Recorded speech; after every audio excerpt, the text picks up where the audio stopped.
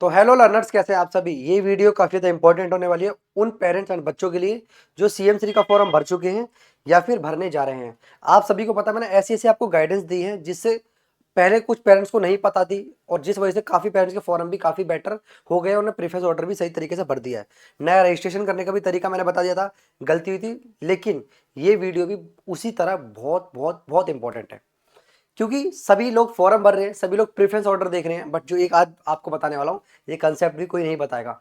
YouTube पे channel है, बहुत सारे चैनल है, कोई दिक्कत वाली बात नहीं है। बट एक होती है सही गाइडेंस की बात। आपका बच्चा है, कोई भी होगा, वो क्या कह देगा, सॉरी कह देगा। बट यहाँ पर क्या है, हम आपको प्रॉपर फ़ोन नंबर दिया हुआ है, आप कॉल करके बात कर सकते हैं। हर चीज़ आपको एकदम रियली मिलेगी, जो भी एकदम फैक्ट है वो सारे के सारे ट्रू आपको बताए जाएंगे। पहली बात, अगर बात करते हैं कि CM3 या फिर हम बात करें SOSC या फिर DBRA की बात करें, आपने देख रहे होगे ना, फॉर्म भर रहे हो, प्रेफरेंस ऑर्डर भी आप सारे के सारे डाल रहे होगे और आप देख रहे होगे कि उसमें ना पेरेंट्स कह रहे हैं सर बहुत सीटें हैं।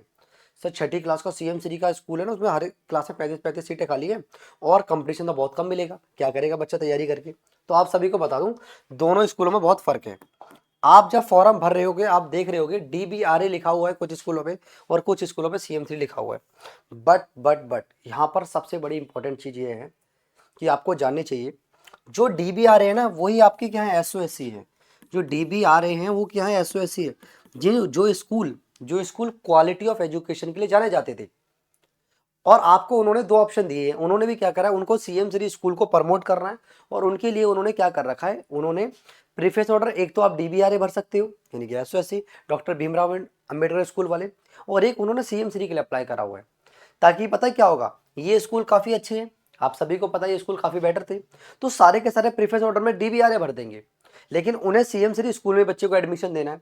अब ये CM3 स्कूल क्या है, जो नॉर्मल गवर्नमेंट स्कूल थे ना, जो अच्छे थे, जिनका इंफ्रास्ट्रक्चर अच्छा था या फिर उनका रिजल्ट अच्छा था, तो उनको इन्होंने कन्वर्ट कर दिया CM3 में। बल्कि ये जबकि नॉर्मल गवर्नमेंट स्कूल ही है, ये ध्यान रखना, ये नॉर्मल गवर्नमेंट स्कूल ही है, बस इनको अब नाम कर दिया गया है CM3 का। और आप एक चीज़ लगातार भी नोटिस कर रहे होगे कि हमने जितने पेरेंट्स ने हमसे पेड बैचेस लिए थे या जिनको हमने अच्छे से गाइड करा हुआ था, सभी को हमने कोशिश करी है कि इसमें भरवाने के लिए, SOSC में भरवाने के लिए। आप सर ये कैसे करेंगे, समझना एक बार ध्यान से, समझिए, मैं बताता हूँ।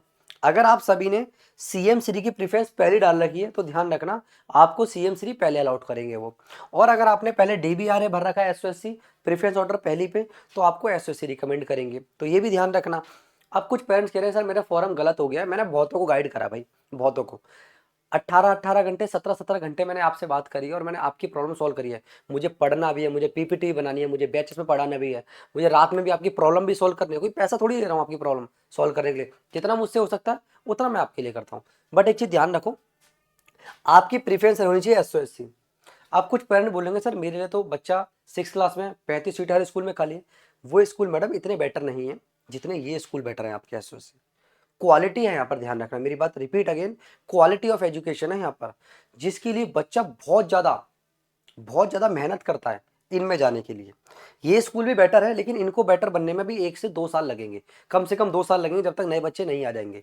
क्योंकि इनमें ऑलरेडी जो ऑलरेडी गवर्नमेंट स्कूल के बच्चे जो पढ़ रहे थे, वो भी एग्जिस्ट उसमें होंगे। और इसमें क्या होंगे, इसमें वही बच्चे होंगे सारे के सारे जो एंट्रेंस दे के आए हुए हैं, और टीचर भी काफ़ी वेल क्वालिफाइड होंगे। यहाँ के भी वेल क्वालिफाइड है, मैं ये नहीं कह रहा वेल क्वालिफाइड नहीं है, बट यहाँ पर आपको बहुत ज़्यादा मेजर डिफरेंस देखने को मिलेगा। अब कुछ पेरेंट्स की आंखें खुल गई होंगी वीडियो देख के। बस सर क्या है कि आप लोग ना पूरी वीडियो नहीं देखते, आपको लगता है कि कहीं ना कहीं प्रमोशन, देखो प्रमोशन तो करते हैं, इसका भी रीजन है कहीं ना कहीं अगर 2 पैसे मिलेंगे तो हमारा भी मन करेगा काम करने का, है ना। और इंसान जो काम करता है ना, इस दुनिया में कोई भी इंसान ऐसा नहीं जो फ्री में किसी की सेवा करना चाहता है। लोग फ्री में तो किसी को गाली भी देना पसंद नहीं करते, अगर गाली भी खानी है तो आपको लड़ाई लेनी पड़ेगी उसके लिए। तो मैं यही चीज़ बता रहा हूँ, हमारा पेड से भी लोग बहुत सारे बच्चे तैयारी कर रहे हैं, फ्री से भी, और हम फ्री के बच्चों के लिए भी अभी लगातार कंटेंट लेके आने वाले हैं। पहले बात समझो, अगर आपने CM3 प्रीफरेंस कर रखी है तो ये आपने बहुत बड़ी गलती करी है फॉरम के अंदर। आपको DBRA पहली प्रीफरेंस रखनी चाहिए थी। और यहाँ पर भी कुछ ही टॉप स्कूल है, सारे नहीं है, कुछ ही हैं। वैसे मैंने बताया आपको, रोहिणी की साइड के जितने भी अच्छे हैं, हरिनगर हो गया, शालीमार बाग हो गया, यमुना विहार वाला हो गया, यहाँ से द्वारका के साइड हो गए, यही टॉप स्कूल्स है।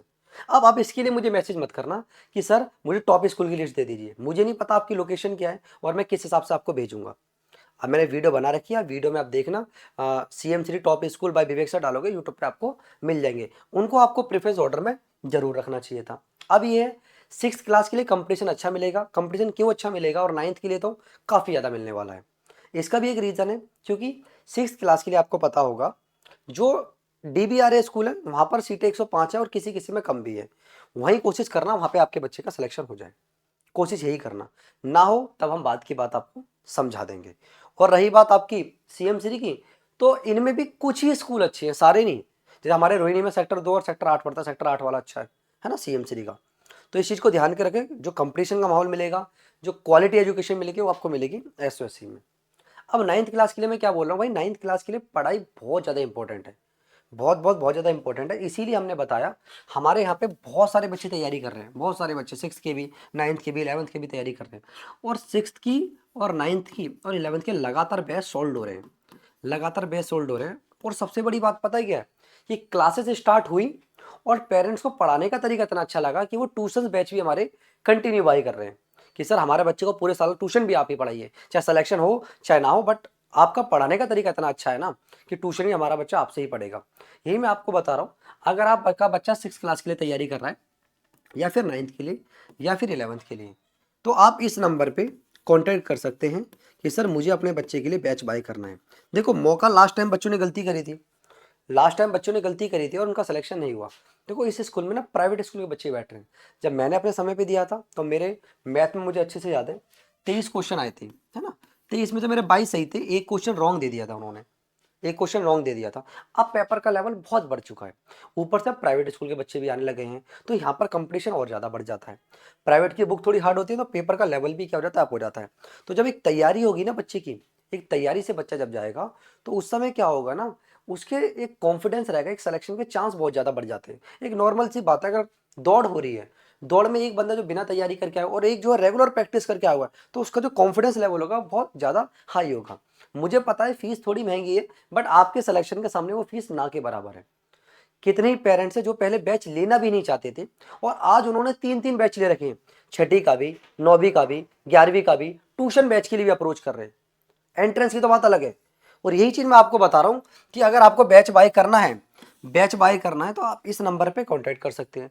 बस शर्त मेरी एक है, पेरेंट्स कॉल पे समझ सकते हैं, मैं आपको समझाऊंगा। प्रॉपर ऐप पे डिटेल वीडियो बनाइए और पढ़ने का इतना मजा आएगा ना, मैं खुद ये वादा करता हूँ, आप पढ़ो के देखोगे ना, आप कह ही नहीं सकते कोई भी दिक्कत है। इतने बच्चे पढ़ रहे हैं, किसी एक को भी दिक्कत नहीं आई अभी तक। आप कॉल पे बात करिए कि सर मेरे बच्चे को ये बैच लेना है, मैं आपको समझाऊंगा पूरा डिटेल में। और प्लीज़ कोई बच्चा कॉल ना करे, कोई बच्चा अगर को पूछना है तो व्हाट्सएप पे आप मुझसे पूछ सकते हैं। तो ये ध्यान रखना, जो डीबीआरए और सीएम श्री में हमेशा प्रेफरेंस किसको देनी है, डीबीआरए को।